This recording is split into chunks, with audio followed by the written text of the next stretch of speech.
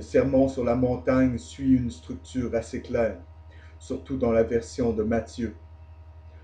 Le prologue, qui plonge au cœur de la question, est présenté par les béatitudes. Ce prologue incroyable présente l'esprit général du programme de Jésus, ou ce qui est connu comme la loi messianique. Il conclut avec l'annonce que cet esprit doit être comme le sel pour préserver le monde entier de la corruption et comme une lumière pour éclairer toute la terre. Matthieu chapitre 5, versets 13 à 16. Dans un contexte différent, Luc chapitre 14, versets 34, 35 et le chapitre 8, verset 16 et chapitre 11, verset 33. Mais immédiatement après ce coup d'œil vers l'avenir, le discours se retourne et se penche sur la question de la relation entre le passé et l'avenir, où la loi hébraïque est concernée, et les grandes lignes se présentent comme suit. Soyez très attentifs. Je me fiche de quelle église vous fréquentez, ou depuis combien de temps vous dites que vous êtes un chrétien. Je peux vous dire tout de suite, si tout le monde pratiquait vraiment ce que cet homme a enseigné, ce serait vraiment la paix dans ce monde. Que vous croyiez ou non qu'il soit d'origine divine, ou qu'il soit Dieu incarné dans la chair, ou qu'il soit le Fils de Dieu, ou qu'il soit juste un homme marchant sur la terre, il y aurait la paix dans ce monde. Jésus ne détruit pas la loi, mais la renouvelle, en partie l'abrogeant et en partie la conservant et la perfectionnant. Matthieu chapitre 5, versets 17 à 20. La loi messianique perfectionne la loi mosaïque dans les préceptes concernant la paix et la concorde fraternelle, la chasteté, le mariage, la prestation de serments, la vengeance et la miséricorde, chapitre 5, versets 21 à 48. Et elle dépasse de loin la pratique des pharisiens à l'égard de l'aumône, de la prière et du jeûne, chapitre 6, versets 1 à 8. C'est le seul vrai trésor pour ceux qui l'acceptent et les libère de toute autre sollicitude. Elle nécessite une miséricorde plus parfaite et plus de prières constantes. C'est une porte étroite, mais une protection contre les faux prophètes, et elle induit de bonnes œuvres. En bref, la nouvelle loi est une maison construite sur le roc et résistera aux inondations et aux tempêtes qui se jettent contre elle. Et même ce résumé sommaire indique clairement que le sermon sur la montagne est destiné, entre autres, à contrebalancer la loi de Moïse, qui ne détruit pas, mais perfectionne. Et cela se traduit également par le contexte dans lequel le discours a été prononcé. Vous voyez, tout comme Moïse, assisté par les anciens de la nation, a promulgué l'ancienne loi sur le mont Sinaï en présence du peuple, Jésus, accompagné par les 12 apôtres, a promulgué la nouvelle loi sur une colline de Galilée, dans la présence de la multitude. Le sermon sur la montagne est populaire dans le style, la direction et l'expression. Il ne contient pas de subtilité ou d'abstraction, mais abonde en exemples concrets qui ont toujours été chers à la population et desquels ils sont experts pour extraire la règle générale. Les exagérations directionnelles typiques sont fréquentes, mais le public savait comment leur donner leur vraie valeur, parce que c'était leur langue. Parce qu'une phrase directionnelle comme « Si ta main droite est pour toi une occasion de chute, coupe-la et jette-la au loin » ou « Si quelqu'un te frappe sur la joue droite, présente-lui aussi l'autre » ajoutait de la saveur au discours, mais les premiers disciples de Jésus n'ont jamais coupé leur main droite ou offert la joue gauche pour la simple raison qu'ils comprenaient la façon dont les hommes parlaient dans leur pays et en outre, ils avaient une bonne notion du bon sens. Le reste du discours suit. Matthieu chapitre 5, versets 13 à 19. Vous êtes le sel de la terre, mais si le sel perd sa saveur, avec quoi la lui rendra-t-on? Il ne sert plus qu'à être jeté dehors et foulée aux pieds par les hommes. Vous êtes la lumière du monde. Une ville située sur une montagne ne peut être cachée, et on n'allume pas une lampe pour la mettre sous le boisseau, mais on la met sur le chandelier, et elle éclaire tous ceux qui sont dans la maison. Que votre lumière luise ainsi devant les hommes, afin qu'ils voient vos bonnes œuvres et glorifient votre Père qui est dans les cieux. Ne croyez pas que je sois venu pour abolir la loi ou les prophètes. Je suis venu non pour abolir, mais pour accomplir.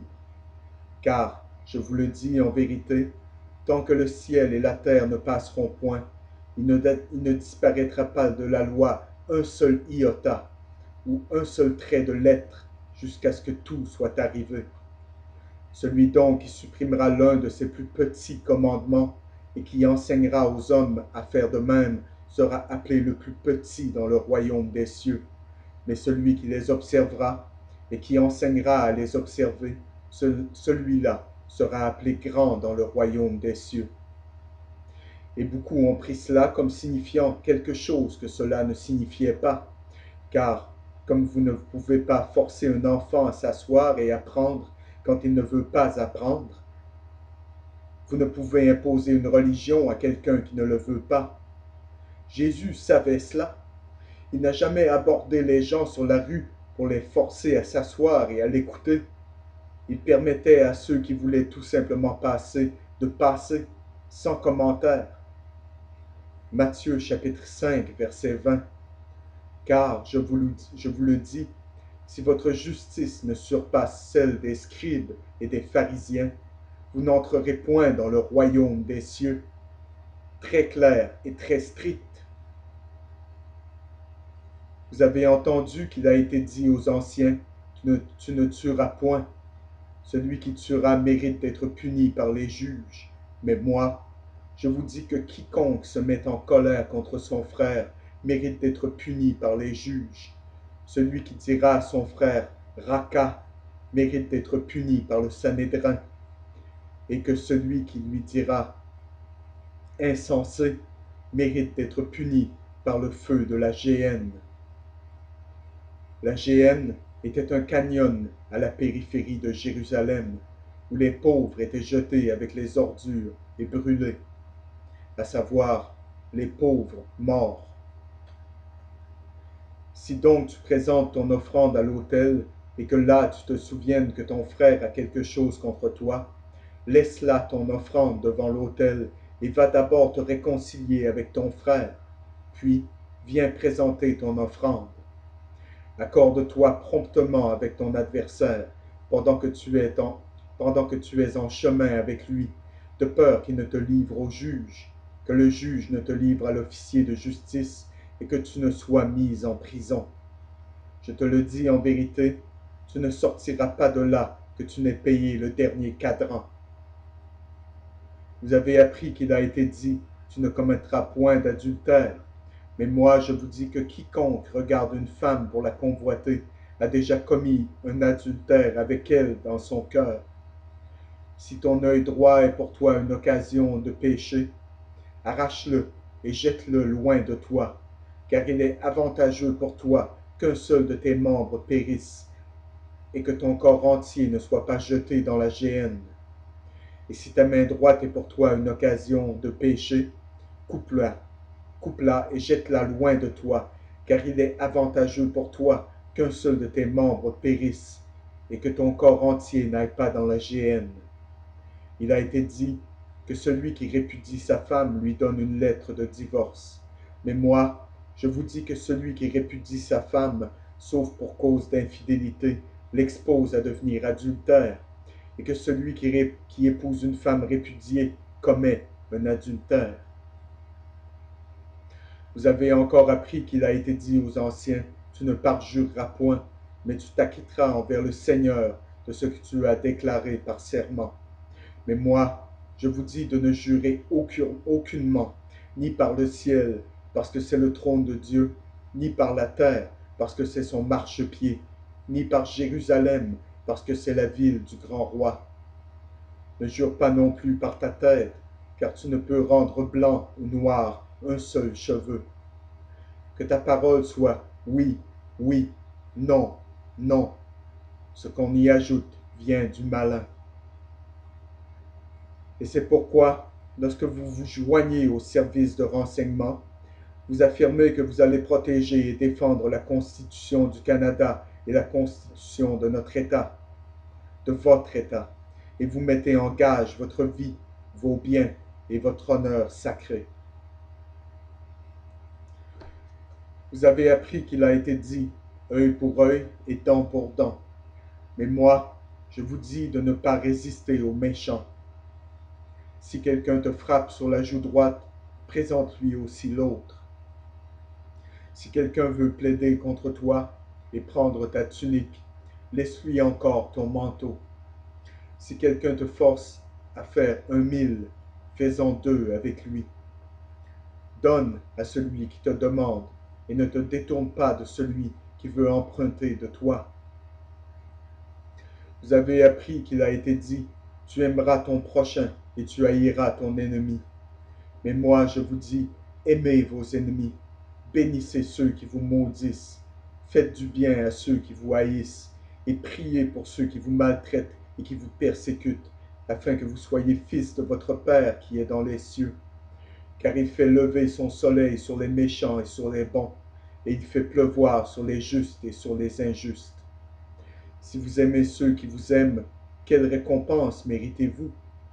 Les publicains aussi n'agissent-ils pas de même?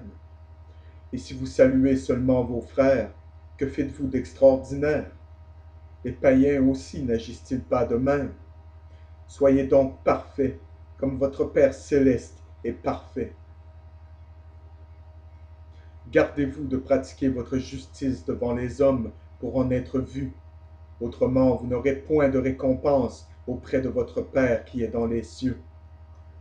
Lors donc que tu fais l'aumône, ne sonne pas de la trompette devant toi, comme font les hypocrites dans les synagogues et dans les rues, afin d'être glorifiés par les hommes.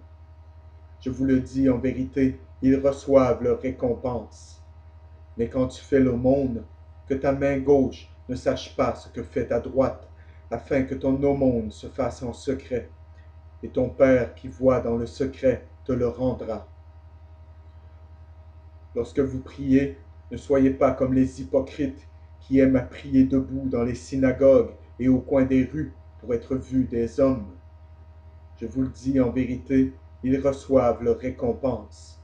Mais quand tu pries, entre dans ta chambre, ferme ta porte et prie ton Père qui est là dans le lieu secret. Et ton Père qui voit dans le secret te le rendra. Et donc, mesdames et messieurs, je ne propage pas ma religion dans ces émissions. Jésus m'a ordonné de ne pas le faire. En priant, ne multipliez pas de vaines paroles comme les païens qui s'imaginent qu'à force de paroles ils seront exaucés. Ne leur ressemblez pas, car votre Père sait de quoi vous avez besoin avant que vous le lui demandiez. Voici donc comment vous devez prier. Et ceux d'entre vous qui veulent se joindre à moi, s'il vous plaît, priez avec moi. Notre Père qui es aux cieux, que ton nom soit sanctifié, que ton règne vienne, que ta volonté soit faite sur la terre comme au ciel. Donne-nous aujourd'hui notre pain quotidien. Pardonne-nous nos offenses, comme nous aussi nous pardonnons à ceux qui nous ont offensés. Ne nous induis pas en tentation, mais délivre-nous du malin. Et c'est à partir de Matthieu. Dans Luc chapitre 11, versets 2 à 4, c'est écrit ainsi. Père, que ton nom soit sanctifié, que ton règne vienne. Donne-nous chaque jour notre pain quotidien. Pardonne-nous nos péchés, car nous aussi nous pardonnons à quiconque nous offense. Et ne nous induis pas en tentation. Si vous pardonnez aux hommes leurs offenses, votre Père céleste vous pardonnera aussi. Mais si vous ne pardonnez pas aux hommes, votre Père ne vous pardonnera pas non plus vos offenses. Lorsque vous jeûnez, ne prenez pas un air triste comme les hypocrites qui se rendent le